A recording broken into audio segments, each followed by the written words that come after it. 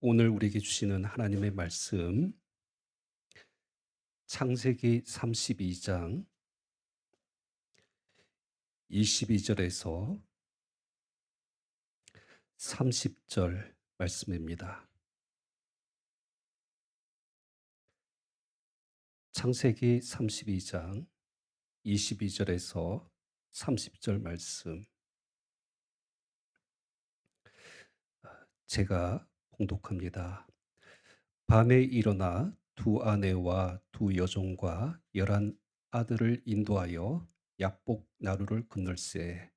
그들을 인도하여 시내를 건너가게 하며 그의 소유도 건너가게 하고, 야곱은 홀로 남았더니 어떤 사람이 날이 새도록 야곱과 씨름하다가 자기가 야곱을 이기지 못함을 보고 그가 야곱의 허벅지 관절을 치매 야곱의 허벅지 관절이 그 사람과 씨름할 때에 어긋났더라. 그가 이르되 날이 새려하니 나로 가게 하라.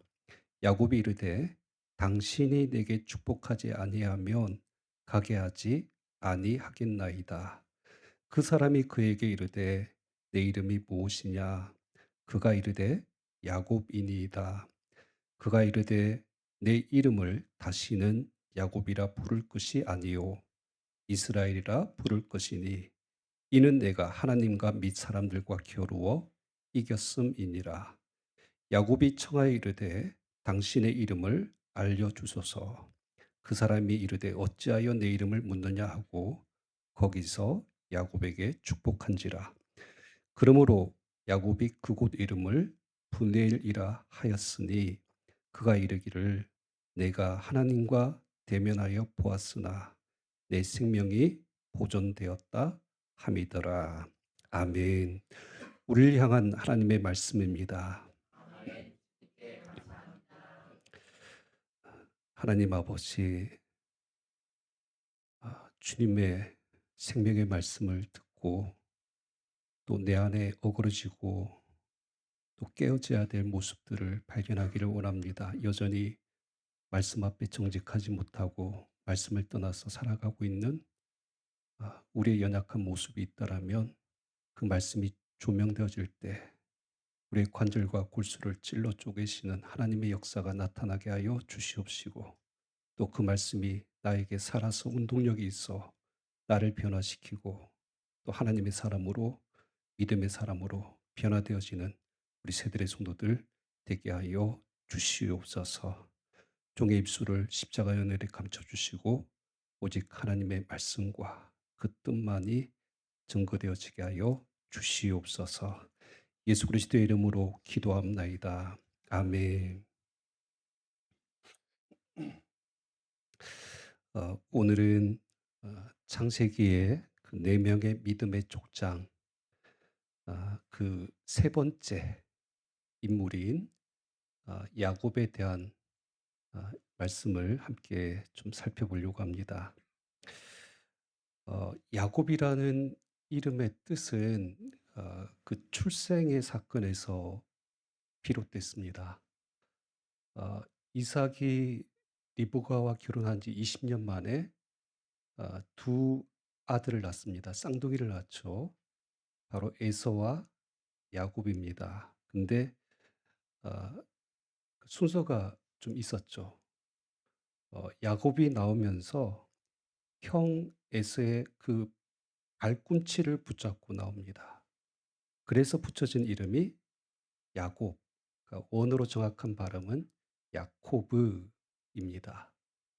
그 뜻이 뭐냐면 뒤에 있다, 뒤를 쫓는 자, 발꿈치를 잡는 자, 뭐 이렇게 붙잡다, 움켜쥐다 이런 뜻도 가지고 있습니다.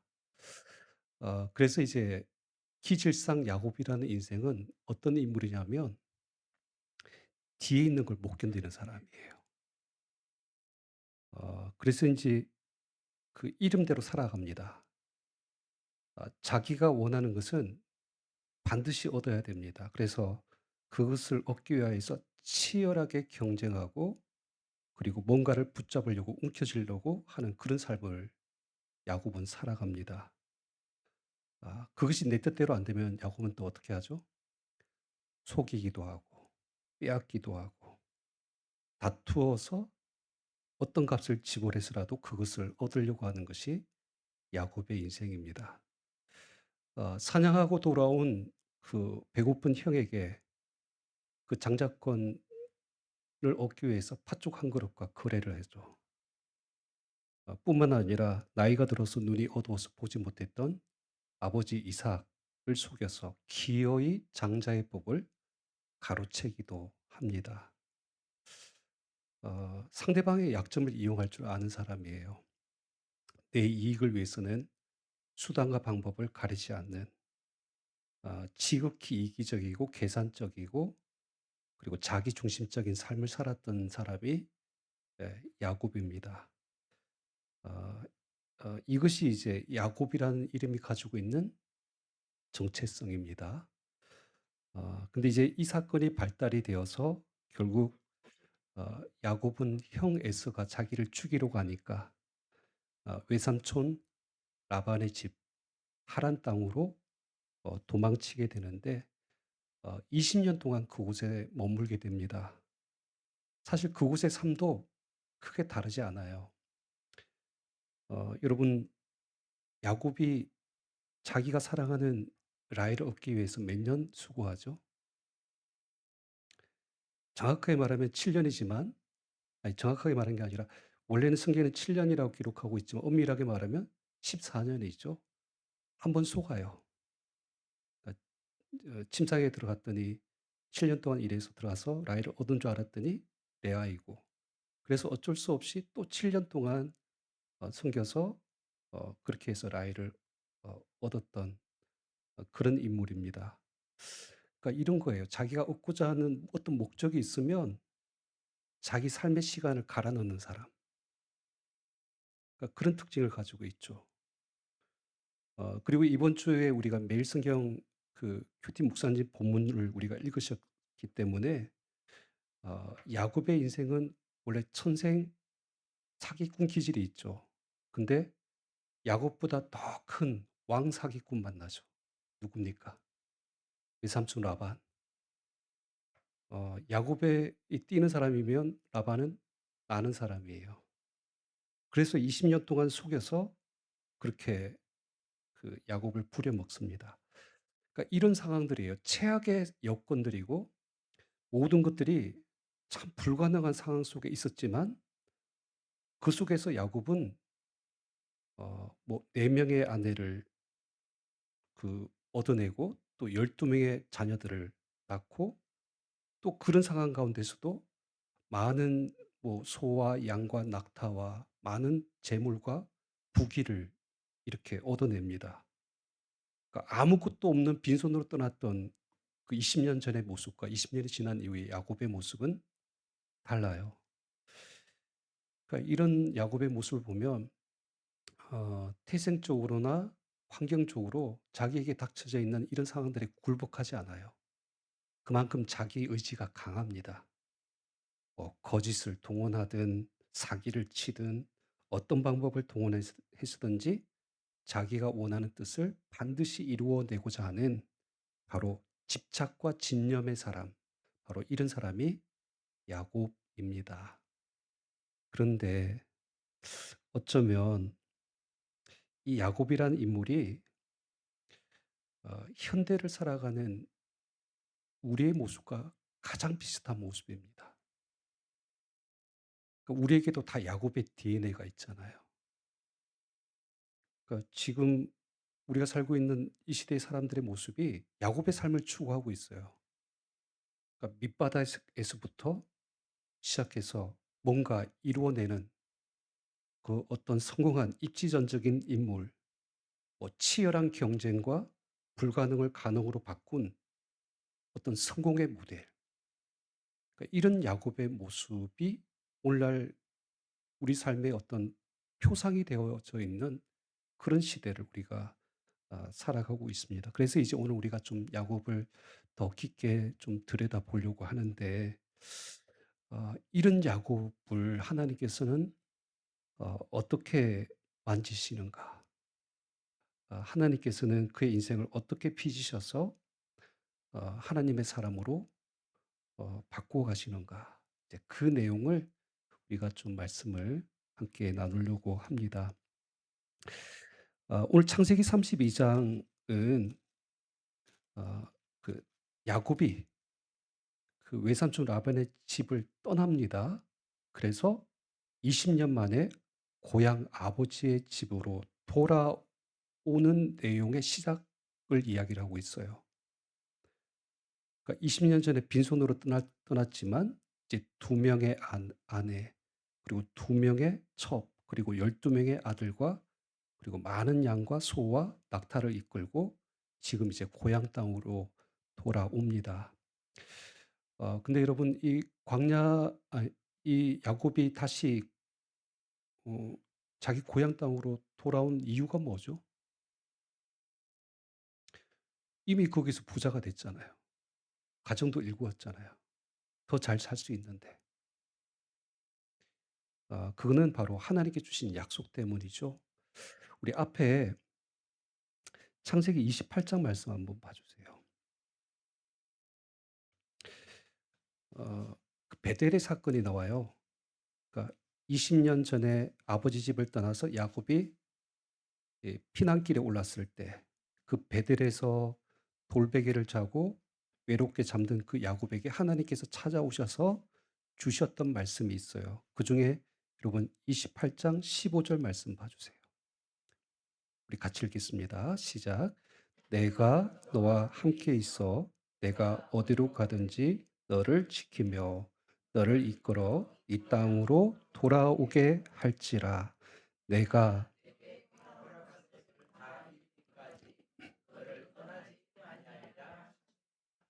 바로 이 말씀이에요. "너를 이끌어 이 땅으로 돌아오게 하시겠다."라는 이 약속의 말씀이 이제 하나님의 뜻 가운데 이루어지는 겁니다. 그 말씀에 순종해서 야곱이 지금 돌아오는 겁니다.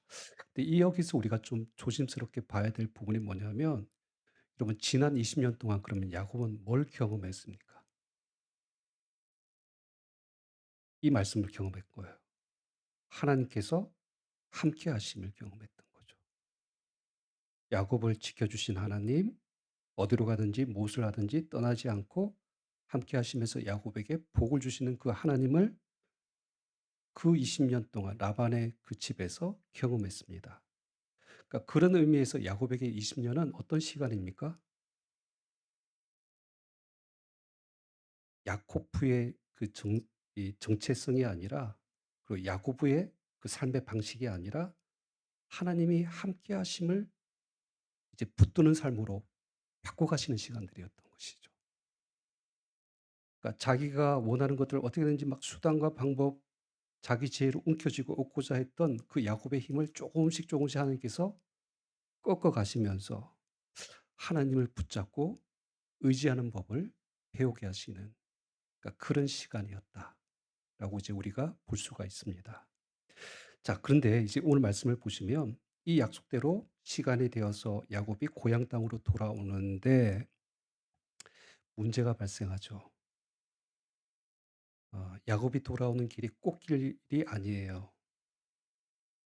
금이 환영하는 길이 아닙니다. 문제가 있어요. 그게 뭘까요? 누가 기다리고 있습니까? 그렇죠. 어 과거 형을 속여서 그 장자권을 빼앗았던, 그로 인해서 자신을 죽이려고 했던 형 에서가 기다리고 있습니다. 그를 만나는 것이 두렵습니다. 그래서 오늘 6절 말씀에 보면, 그 32장 6절 말씀 봐 주세요. 창세기 32장 6 절의 말씀에 보면, 사자들이 야곱에게 돌아와 이르되 우리가 주인의 형 에서에게 이른즉 그가 몇 명을 거느리고, 그렇죠, 여기 400 명의 무장한 부하들을 거느리고 그리고 야곱을 만나러 오고 있다라는 이 소식을 듣게 됩니다. 여러분, 그냥 형과 동생이 만나는 일이면 그냥 가족들을 이끌고 몇몇 사람만 이렇게 만나도 되잖아요. 근데 왜 굳이 400명 거느리고 올까요? 그러니까 이거는 분명 마중 나오거나 우호적인 태도가 아니라, 그러니까 적대적인 목적이 있고, 어떻게 보면 20년 동안 참았던 그 피해 복수를 하겠다라는 그런 의도가 분명히 깔려 있는 이제 이런 것임을 우리가 알 수가 있습니다. 근데 이제 여기서 우리가 좀 주목해야 될 것이, 자, 이런 위기에 놓인 야곱은 그러면 어떻게 하느냐? 20 년이 지난, 그러니까 하나님의 함께 하심을 경험하고 신앙이 좀 더 단련되어졌던 야곱이라면 어떻게 할 것인가? 그 모습을 우리가 좀 들여다보면, 그 앞의 말씀을 우리 읽지는 않았죠. 하지만 그 22절 본문부터 읽었던 말씀 그 앞에 그 내용들을 한번 보시면 어떤 내용이냐면, 야곱은 자기와 함께 있는 사람들과 양과 소와 낙타를 두 떼로 나눕니다.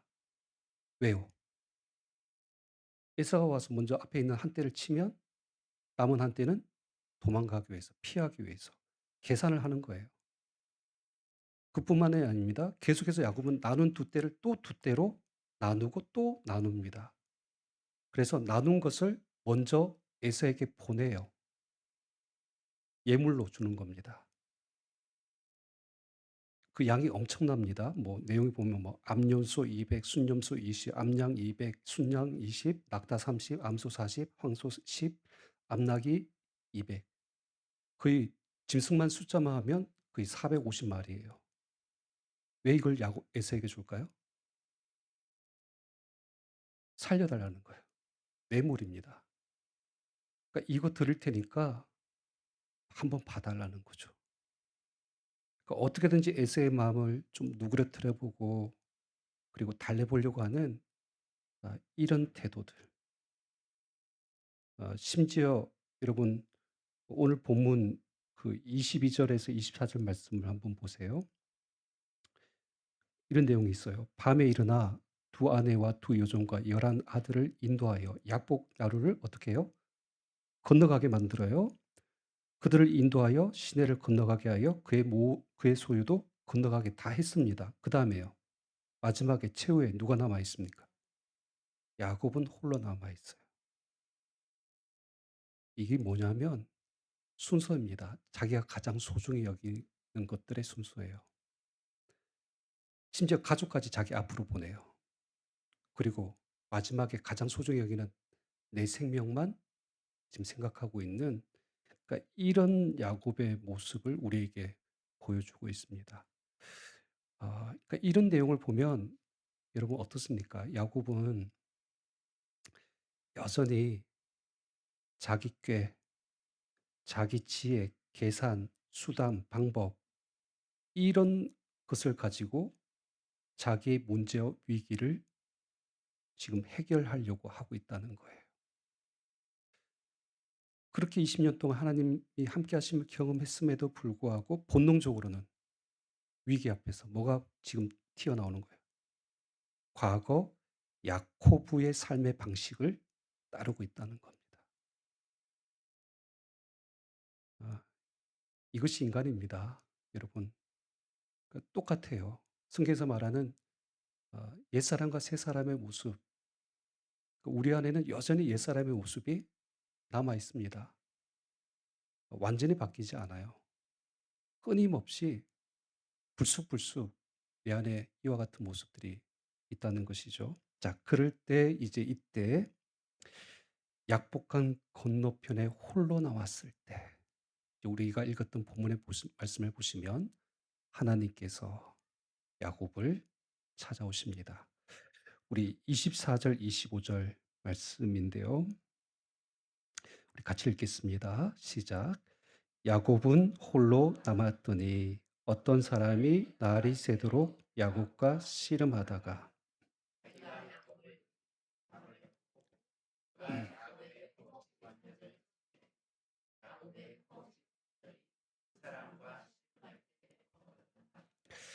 어 하나님께서 야곱의 인생에서 굉장히 중요한 그 어떤 장소가 몇 군데가 있어요.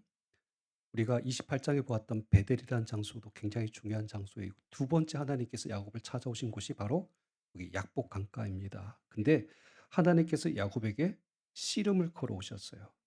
말 그대로 씨름이라는 이 단어의 개념이 뭐냐면 격렬하게 싸운다는 겁니다. 근데 여기 25절 말씀에 보니까 자기가 야곱을 이기지 못함을 보고 이 표현이 나오는데 무슨 의미죠? 얼핏 이 내용을 보면 이 번역대로 보면 '하나님께서 야곱을 이기지 못했네?' 이렇게 승패에 대한 단어인 것처럼 오해를 하시는데 그런 뜻이 아니에요. 그러니까 무슨 뜻이냐면 야곱의 의지를 꺾지 못했다는 거예요. 그러니까 원어적인 의미를 정확하게 표현하면 야곱이 매달리는 것을 하나님께서 눌러 꺾을 수 없었다. 이 표현이거든요.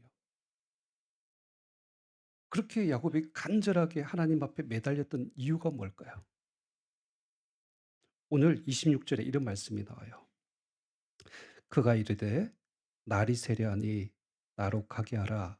야곱이 이르되 당신이 내게 축복하지 아니하면 가게 하지 아니하겠나이다. 그러니까 야곱은 지금 뭐라고 이야기했다는 거예요? 자신에게 축복해 달라는 거예요. 그렇지 않으면 내가 놓지 않겠습니다. 그러니까 지금 이렇게 매달리고 있는 이런 상황을 하나님께서 그 뜻을 의지를 꺾지 못했다. 지금 이 말씀을 하고 있는 겁니다. 근데 이제 이후의 말씀을 좀 보실 때 야곱은 자기에게 축복해 달라고 하는데 그러면 하나님께서는 어떻게 하시는가?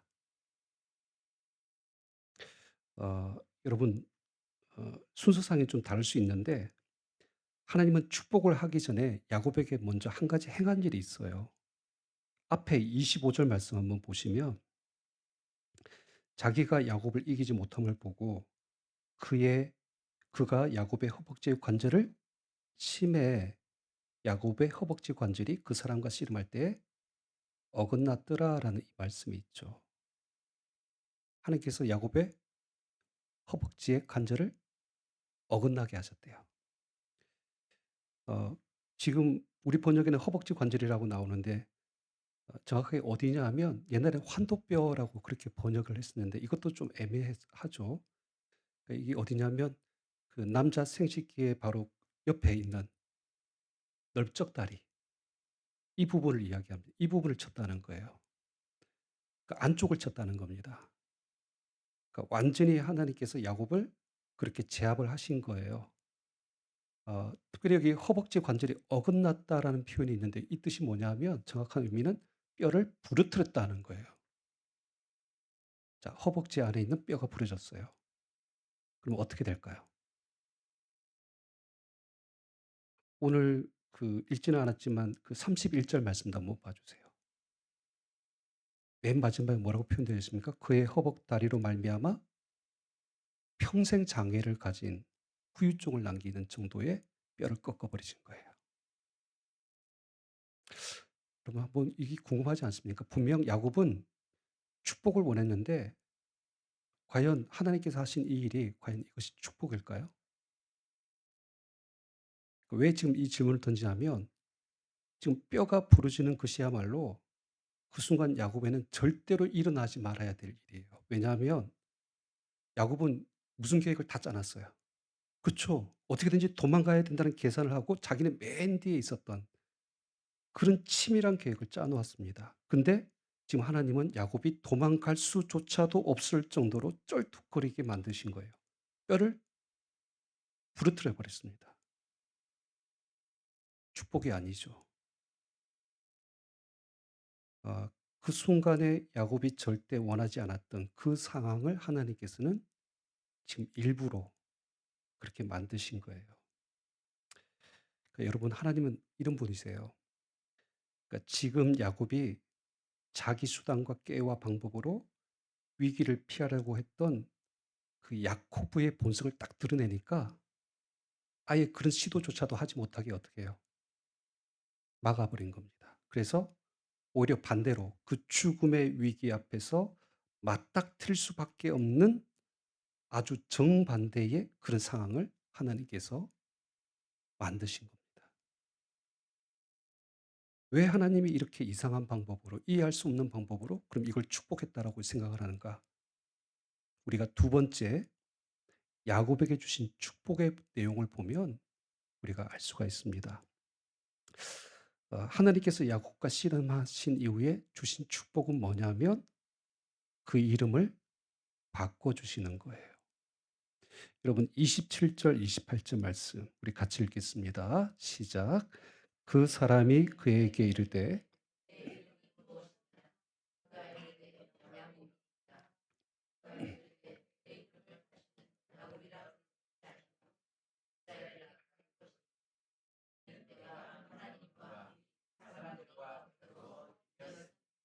자, 야곱의 이름이 이스라엘 이름으로 하나님께서 바꾸셨습니다. 여러분 이름을 바꾸는 것이 왜 축복이죠? 이 말씀을 좀 잘 들여다볼 필요가 있습니다. 여기 앞에 그 27절에 보니까 하나님께서 야곱에게 물으시죠. 내 이름이 무엇이냐? 근데 여러분 이 질문이 20년 전 아버지 이삭에게 들었던 질문입니다. 그 28장 27장이죠. 27장에 보면 야곱이 형 에서로 변장해서 별미와 떡을 만들어서 아버지 앞에 들어갔을 때 "내 아들아 내가 누구냐?"라고 이삭이 물었어요. 그때 야곱이 뭐라고 대답합니까? "나는 아버지의 맏아들 에스로소이다." 그때 이삭이 했던 똑같은 질문을 지금 누가 하시고 계세요? 하나님이 하고 계세요. 그럴 때 이제 오늘 말씀을 보면 야곱은 뭐라고 이야기합니까? 그때는 에서라고 이야기했으면서 하나님 앞에서는요. 야곱이라고 이야기하는 것이죠. 이런 겁니다. 과거 나는 에서로서 살기를 원했지만 에서가 되기를 원했지만 사실은 나는 야곱이었습니다. 그러니까 단순히 이름을 말을 하는 것이 아니라 자기 지나온 삶에 대한 고백인 거예요. 내가 야코브의 삶을 살았습니다. 내가 원하는 것을 어떻게든지 얻기 위해서 빼앗고 움켜쥐고 그리고 그것을 빼앗기지 않으려고 그렇게 살아왔습니다. 그 하나님 앞에 내가 이런 삶을 살았더라고. 내가 참 부족하고 연약한 그 야코브의 삶을 살았던 연약한 나는 죄인입니다. 나는 야곱입니다. 이렇게 지금 고백을 하고 있다는 거예요. 그러니까 자기의 부끄러운 민낯과 그 어떤 실체, 지나온 삶에 대해서 이제 하나님 앞에 고백을 했을 때 하나님께서 어떻게 하신다고요? 야곱이라는 이름 대신에 이스라엘이라는 이름으로 바꾸어 주셨다는 거예요. 삶에 대한 고백이기 때문에 이후의 이름도 그러면 무엇을 의미하는 겁니까? 앞으로 이와 같은 삶으로 변화되기를 하나님께서 원하시는 것이죠. 그럴 때 여러분 이스라엘이라는 이름의 뜻이 뭐예요?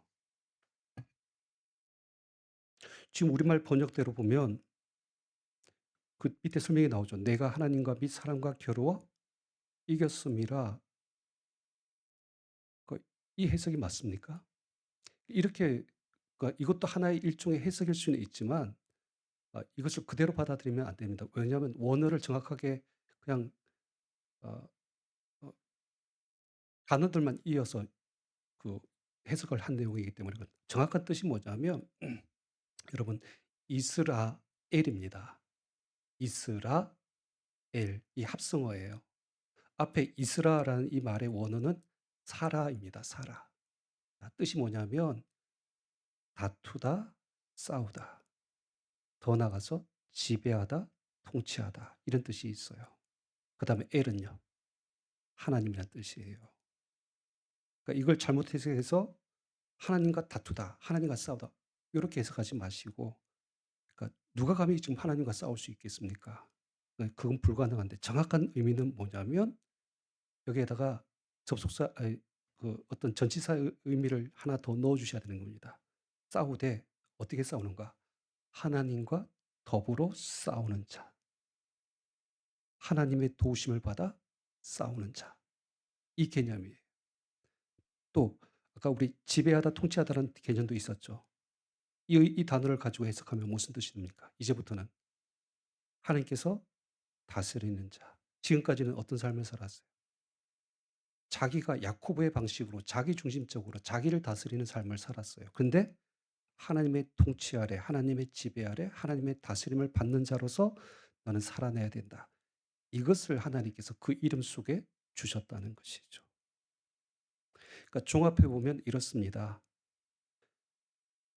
지금까지 야곱의 삶 계속 누누이 말씀드렸지만 인간의 수단, 방법, 계략 모든 자기 중심적인 삶을 살았습니다. 그러니까 이 지난날의 삶이 야코브의 인생이었다면 이제는 다 내려놓으라는 거예요. 그리고 하나님과 함께 하나님과 더불어 하나님을 의지하여서 그리고 하나님 안에서 하나님께서 다스리는 자로서 너는 그 삶을 살아내야 된다. 그러니까 이것이 바로 오늘 이스라엘이라는 이름을 주신 하나님의 마음입니다. 어, 저와 여러분들 향해서 또 마찬가지이죠. 날마다 어, 야코브의 인생이 아니라 이스라엘의 영적인 그 삶을 살아내기를 하나님께서 원하십니다. 자, 그런데 이제 우리가 좀 말씀을 정리를 하면서 그러면 야곱의 이전의 삶과 그럼 이후의 삶은 그럼 어떻게 달라졌는가? 성경을 통해서 우리가 좀 보실 필요가 있어요. 자, 약복강에서 만난 하나님, 그 하나님을 만난 이후에 야곱의 모습은 그러면 어떻게 달라졌느냐? 한 가지 예만 들어볼게요. 여러분, 바로 이어지는 33장으로 넘어가 주세요. 드디어 야곱과 에서가 만나죠. 1절에서 3절 말씀 쭉 보세요. 야곱이 눈을 들어 보니 에서가 400명의 장정을 거느리고 오고 있는지라. 그 자식들을 나누어 레아와 라헬과 두 여종에게 맡기고 여종들과 그들의 자식들을 앞에 두고 레아와 그의 자식들을 그 다음에 두고 라헬과 요셉을 뒤에 두고 그 다음에 3절 말씀 우리 같이 읽겠습니다. 시작.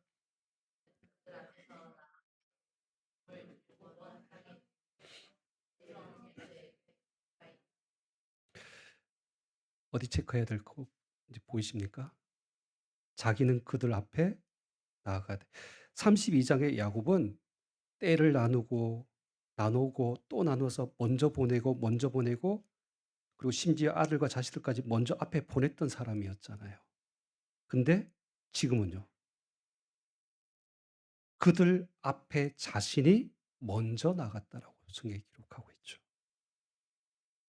한번 상상해 보세요. 지금 다리뼈가 부러졌잖아요.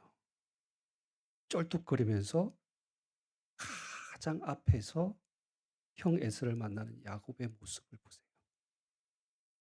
이 모습은 과거의 야코브의 모습이 아니라 이스라엘이라는 이름으로서의 모습으로 형 에서를 만나고 있는 겁니다.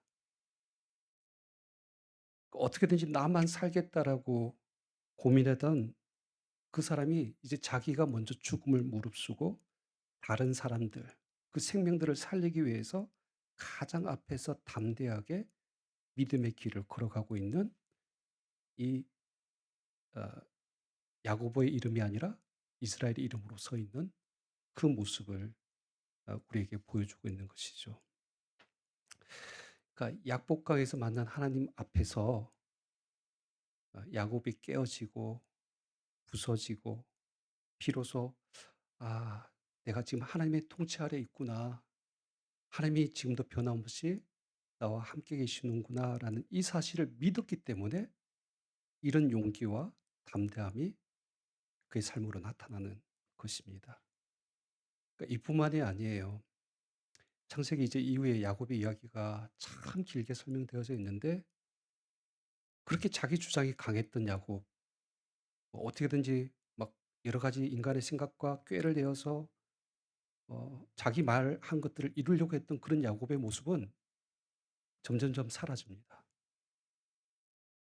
이 사건 이후에 야곱의 대화는 말은 거의 사라져요.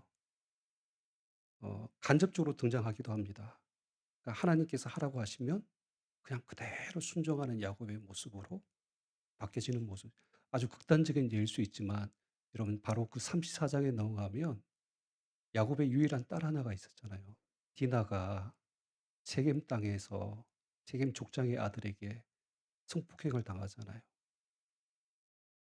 과거의 야코브라면 어떻게 해야 돼요?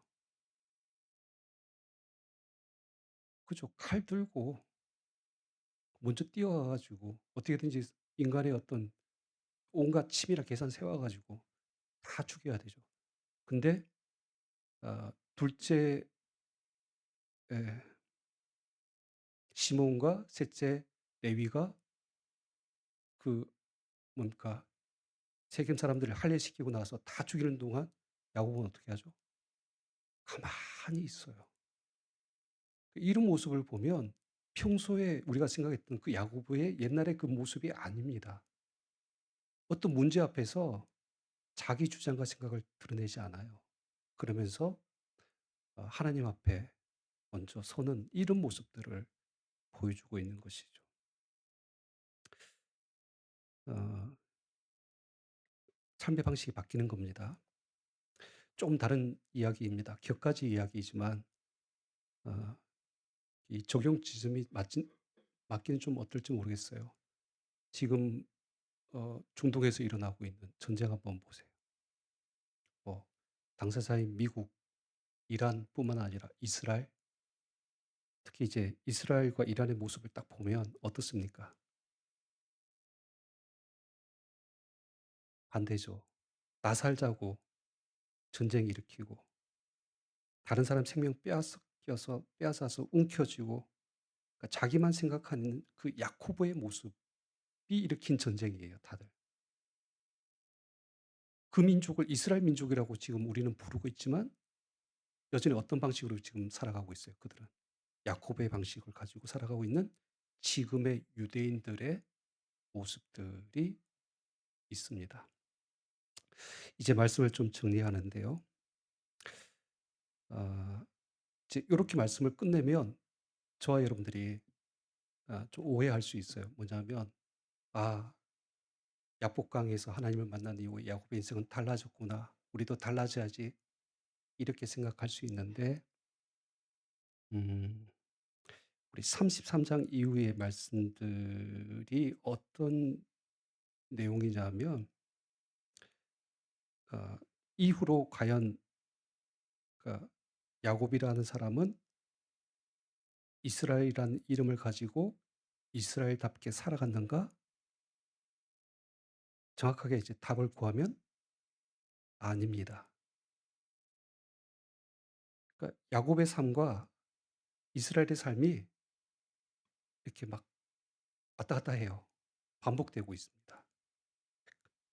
여러분 혹시 성경을 읽을 때 이걸 유의해서 보셔야 돼요. 32장 이후의 말씀을 보면 어떤 때는 야곱이라고 성경에서 그 이름을 기록하기도 하고 어떤 때는 이스라엘의 이름으로 그 이름을 부를 때도 있어요. 이유가 뭘까요? 야곱이라는 이름이 딱 등장하는 그 순간에는 그 뭡니까? 자기 힘으로 살아냈다는 거예요. 옛날에 그 이전의 모습, 야코브의 방식으로 행하니까 그때 그 이름을 야곱이라고 그렇게 부르고 있는 거고요. 또 문제와 어려움이 닥쳤을 때 무릎 꿇고 하나님과 더불어서 싸우고 하나님의 통치를 받아서 그때 순종하는 모습을 보니까 성경은 그 이름을 뭐라고 불러줍니까? 이스라엘이라고 불러주는 거예요. 그러니까 이 두 가지 이름이 야곱의 인생에서 계속 혼재되어져 있습니다. 자기 중심의 삶을 살 때는 야곱이었고 하나님 중심의 신앙의 삶을 살아갈 때는 이스라엘이라는 이 두 가지 이름이 왔다 갔다 하는 이 모습을 성경 속에서 보여주고 있습니다. 아, 여러분 이 모습이 야곱의 모습뿐만 아니라 바로 저와 여러분들의 모습이죠. 우리도 우리 인생에 약복강에서 하나님을 만난 경험들을 가지고 있잖아요. 그러나 그 약복감의 그 씨름이 야곱의 인생을 한 번에 다 바꾸지 못했습니다. 마찬가지예요. 우리의 삶도 내 안에 야코프의 그 옛사람의 모습이 여전히 남아 있다는 것이죠. 그러니까 우리도 왔다 갔다 해요. 하나님께 맡겼다가 또 때로는 내 힘으로 했다가 그런 모습이 바로 우리의 모습들인 것이죠. 그러니까 여러분 꼭 기억하시기 바랍니다. 영적인 어 어떤 체험을 한번 했다고 해서 단번에 우리의 신앙이 성숙한 사람으로 변화되는 것은 아닙니다. 그러니까 하나님의 사람으로 우리가 바뀌기 위해서는 그러니까 더 오랜 시간들 그러니까 여전히 내 안에 있는 그 세상의 방식으로 살아왔던 우리 옛 모습들을 점점 하나님께서 뽑아내고 이렇게 하나님께서 제거해 내시고 그렇게 우리의 모난 것들을 다 다듬어서 바꿔가는 이런 과정을 저와 여러분들에게도 하나님께서 그 시간들을 가지게 하는 것이죠. 사도 바울의 고백이 참 맞는 것 같아요. 그래서 여러분 그 로마서 7 장에 사도 바울이 이런 표현을 하고 있지 않습니까? "오라 나는 공고한 자로다." 이 표현 앞에 어떤 표현을 씁니까? 마음은 원이로되 육신은 약하다고 이야기하면서 이런 표현이 있어요.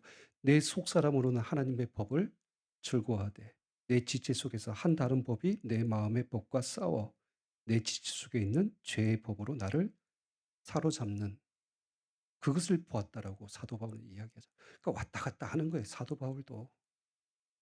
어떤 때는 과거 사울의 모습도 있다가 어떤 때는 바뀌어진 바울의 모습으로도 살아내는 거예요.